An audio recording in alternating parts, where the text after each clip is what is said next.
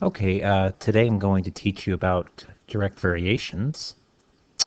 And if you understood the previous lesson on linear equations, how to graph them, this lesson should be pretty easy for you.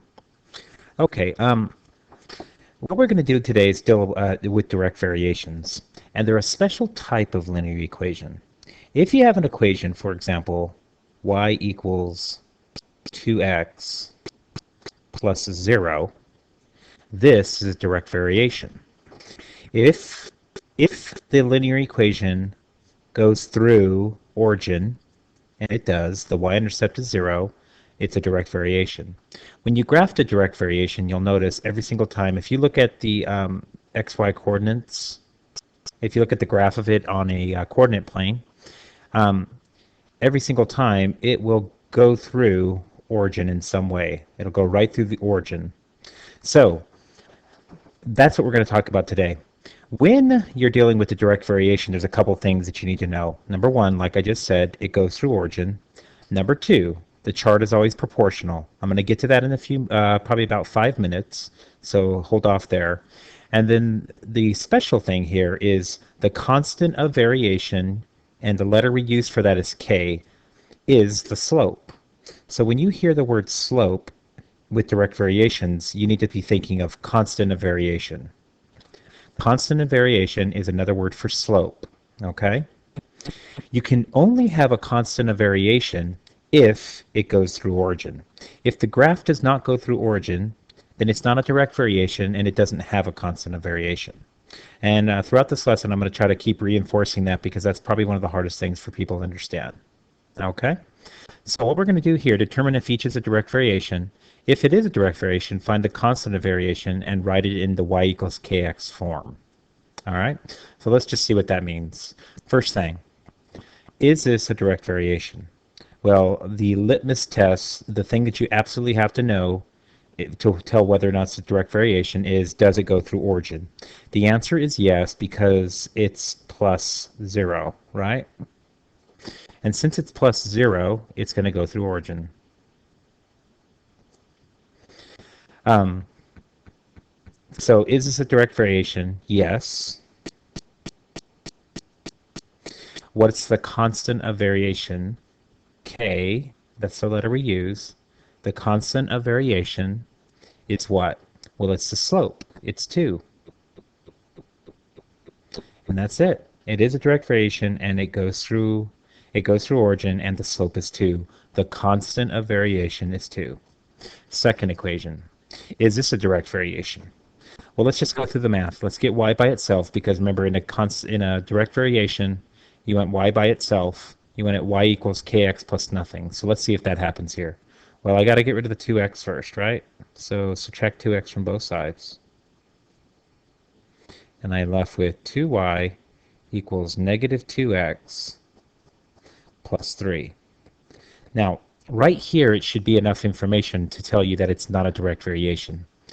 This is the y-intercept. Now, it's actually not 3, but you're going to divide it by 2, right? Because you're going to end up dividing both sides by 2. When you do that, you're going to end up with y equals negative 2 divided by 2 is negative 1x, and 3 divided by 2 is 3 halves. Now, I just said a minute ago that once you get to right here, you should recognize that it's not a direct variation. Because when you divide 3 by 2, you're not going to get 0. In fact, the only way to get 0 here is that has to be 0. Even if it was 3 over 3, 3 divided by 3 is 1. You're not going to get 0 there. So the only way to have 0 there is to start with a 0. So in this case, is this a direct variation? No. Does it have what's the constant of variation? Well, the constant of variation is what? Well, the slope is negative 1. So you would write negative 1, and you would be wrong. That is wrong. Why? Because remember what I said before, direct variations are the only things that have constants of variation. They are the only ones that have a k number. So since this is not a direct variation, it can't have a constant of variation. So be careful with that. What's the constant of variation? It doesn't have one. All right, let's go down to example 3. In this example, get y by itself by subtracting 8x from both sides. And this one should be already red flagging, seeing that it probably is a direct variation. Because we end up with negative, or 2y equals negative 8x. Divides both sides by 2. And I get y equals negative 4x. Plus what? Well, there's nothing there, so what does it have to be? Well, it has to be 0. So is this a direct variation? Well, remember that the litmus test, the thing that's most important is if it's plus 0, it's a direct variation. So this is a direct variation. So the answer is yes. And what's the constant of variation? What's the k number? Well, the k number here is negative 4. Okay. Next example. Let's look at this one real quick. Well, I'm going to get rid of the 3x. I could actually move the 3y over there, but I'm just going to do it this way this time. Subtract 3x from both sides. Right now, before I go any farther, when you get down to this step, you should already recognize that it's not a direct variation. No matter what I do to this 12, it's not going to become 0. The only way I could get rid of this 12 is if there was a 12 over here so that I could take it away from both sides. And there's not. So there's no way to make this 0. Intercept change to 0. So the answer is no. It's not a direct variation. Okay. Next example. Same thing as before. Subtract 15x from both sides. Subtract 15x from both sides. I get 5y equals negative 15x plus 30. And there's no way that that's going to become 0. So is that a direct variation? No. All right. Pretty simple, right? Let's go to example 6. Now, this time, they're going to give you a graph. You have to determine if it's direct variation or not. All right? If it is direct variation, then you have to tell me the constant. All right. Now, this is where that second little star comes in. So let's go back to the star real quick. It says, the chart is always proportional. Y over x is equal to y over x. Okay? What do I mean by that? Well, if I pick any y over x, they should all end up with the same number. So let's try that. Let's do the first one. 3 over 1, is that equal to 5 over 2? Is that equal to 7 over 3? Is that equal to 11 over 4? And so on and so forth. You'll see that if it's a direct variation, then these numbers should all be the same. 3 over 1 is 3. 5 over 2 is not 3. It's like, what is that, 2.5? These y over x's all have to be the same. If they're not the same, it's not a direct variation. Okay? So let's look at the other one. Well, remember what we just said a minute ago. All the y over x's have to be equal. Okay? So it's 6 over 2, 12 over 4, 18 over 6, 24 over 8, and 30 over 10. Well, let's look at these. 6 over 2 is 3, 12 over 4 is 3, 18 over 6 is 3, that's 3, that's 3. It is a direct variation. The answer is yes, this is a direct variation. And what's the equation of the line? What's the equation of the line is y equals, what's the slope here? Well, whatever that number is in common is a slope, so it's 3x. And the constant of variation is 3.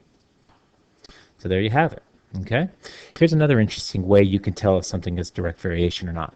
Look at these. These are going up by 2 each time, right? Plus 2, plus 2, plus 2, plus 2, right?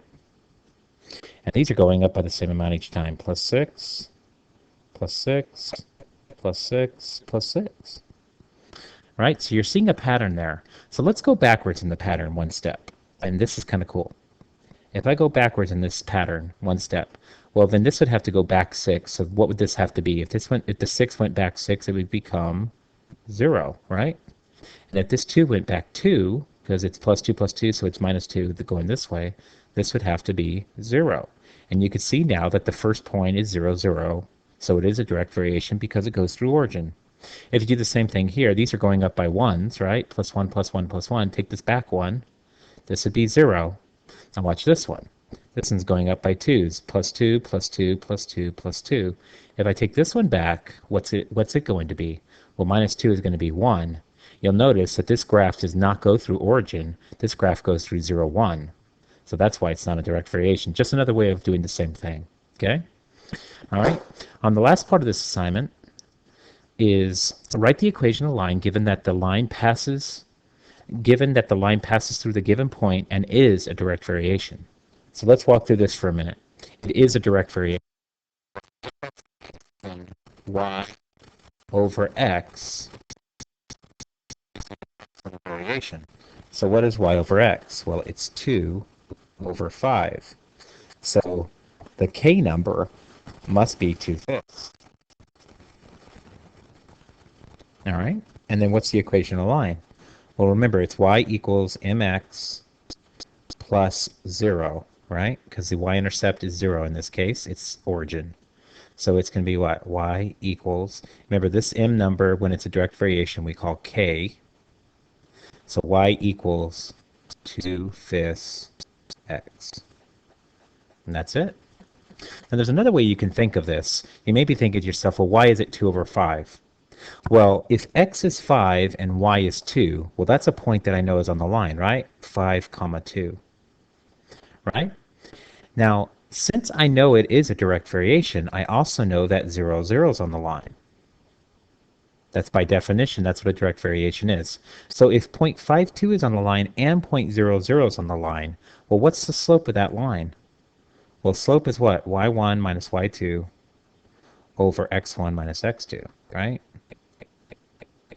So if I look at this real quick, right, and I just plug them in, what do I get? 2 minus 0 over 5 minus 0, right? And that's why we can just do the y over x, because really what I'm doing is I'm subtracting 0 from it, because I know the other point is 0, 0. 2 minus 0 is still 2, 5 minus 0 is still 5, so it's 2/5. That's just another way of doing the same thing. If you really want to dumb it down, just recognize when it's a direct variation, y over x will give you the slope. Why is that true? Because the other point that's on the line is 0, 0, and when you subtract 0 from something, you're left with the number. Okay? So let's do this last example. Well, remember, I know it's a direct variation, so I know that y over x is equal to 4 over negative 2, which tells me 4 over negative 2 is negative 2, so k is negative 2, which means the equation is y equals, remember it's kx, so it's negative 2x. And just like before, if that doesn't make sense to you, why do I do y over x? Well, just do the slope formula. Well, I know that negative 2, 4 is on the line, and I also know 0, 0 is on the line. And when I plug that into the point slope formula, I get 4 minus nothing over negative 2 minus nothing, which is still going to be 4 over negative 2, which is going to be negative 2. So there you have it, a direct variation. You will see these periodically, and not hard at all. Just be careful with those couple things. Remember, the most important thing to remember is only direct variations can have a constant of variation. Only direct variations have that k number. Okay? If it's not a direct variation, then it just has a slope. All right? Good luck.